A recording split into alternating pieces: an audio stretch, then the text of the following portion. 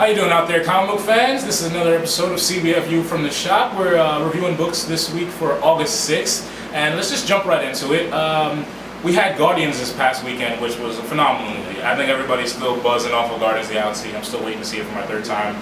But besides that, on stands this week we have the legendary Star-Lord, and we have Raccoon issue number 2 from Scotty Young. He's writing it, doing the art, he's killing it. This is the perfect follow-up to that movie. You get Rocket's comedic dialogue, the pop culture references are abound throughout this issue. It's part Prison Break, part action montage. It's literally, I can't speak enough about how much I enjoyed this book. And you know, my kid loves it too, so that's a plus. It's just a great book for the art alone. I mean, I could just look through this book page by page, and I don't even have to read any of the words. It's worth the price of the book. Seriously. And Scotty Young put a True Detective joke on page 1, so I mean, you gotta buy it just for that, just to see what it is. And you know, you didn't know that you wanted a Rocket Raccoon solo title. I never wanted a Rocket Raccoon solo title, but after watching the movie and after the first issue, and now after this, I can't believe this book hasn't been on the stand sooner. This is like Marvel's. This is the new Howard the Duck for Marvel.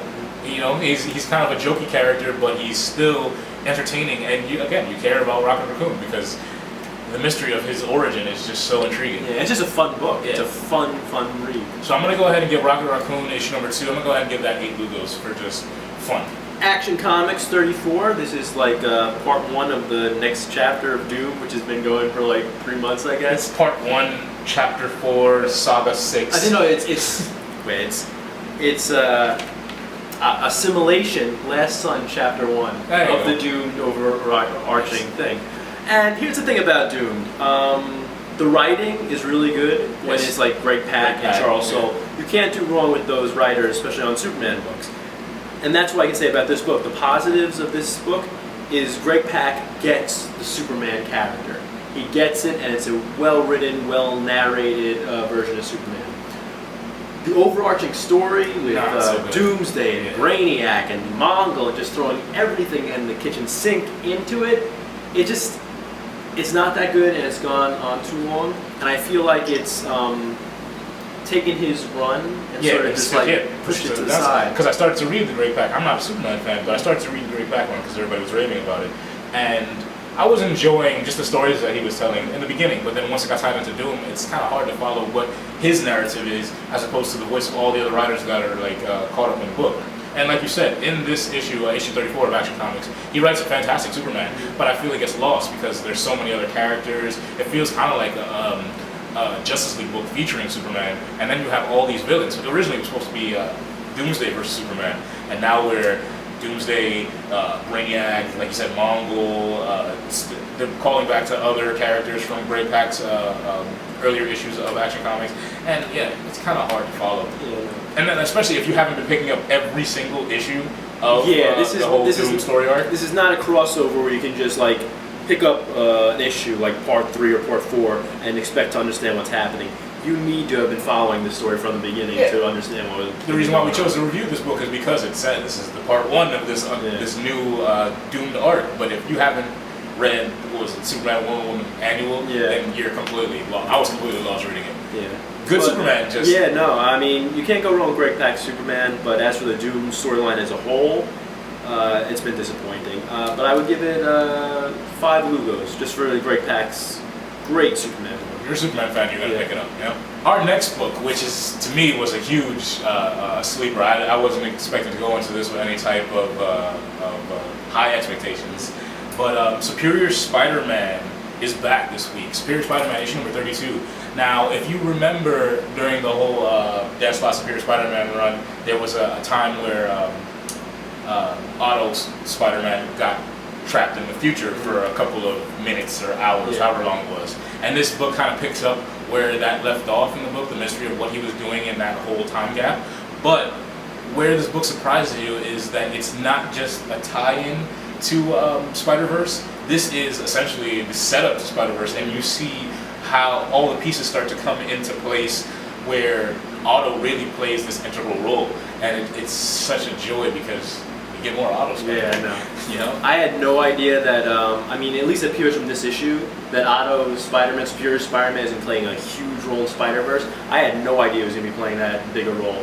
But that's very exciting. And this issue got me more excited for Spider-Verse than I ever would. And all the promotion that Marvel's been doing for it, this is the book right here that makes you like really amped for Spider-Verse. After reading this, you're like, okay, is it September yet? I need that. It is really good. It's by Dan Slott and Christos Gage co-write it. There's an Adam Kubert backup story. Yeah. It's just really good. And it builds the threat. Like, it doesn't give it away. We all know that the threat of who's coming after the spider is Morlon. He's always been trying to destroy the web.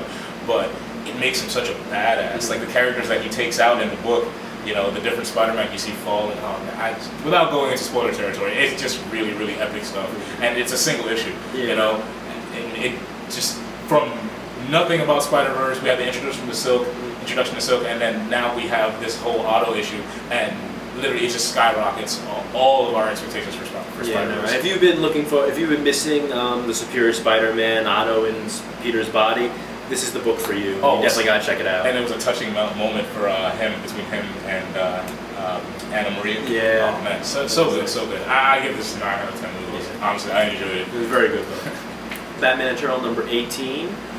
This is a slower issue of Batman Eternal. Batman Eternal, compared to Future's End, has been a very solid book.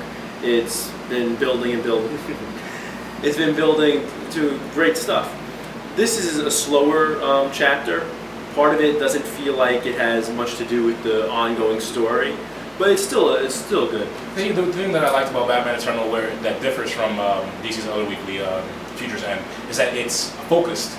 Look, they have all these characters and all these different bad characters, but you see that, you know, it's all tied to around Gotham and then the earlier issues with Commissioner Gordon. And as it progresses, you're still getting, you know, story progression. Yeah. You know, whereas like Future's End is kind of like we're in this part of the universe, now we're back on Earth, now we're in the future, now we're on this island, and it's just Batman Eternal is much more focused than Future's End.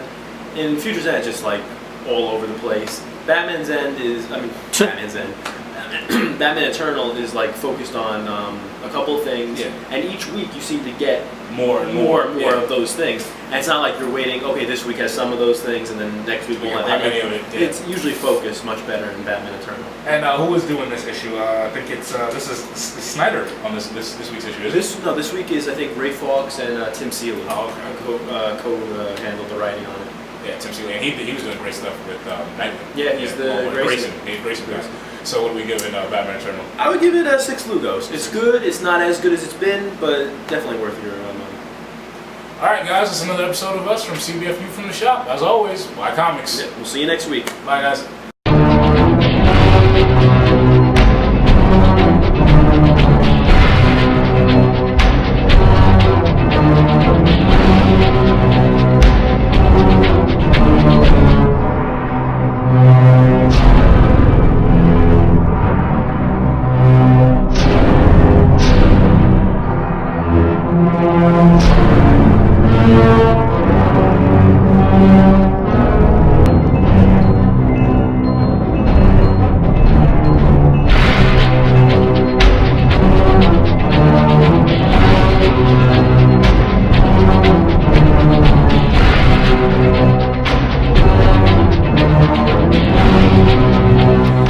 Watching Comic Book Fans United.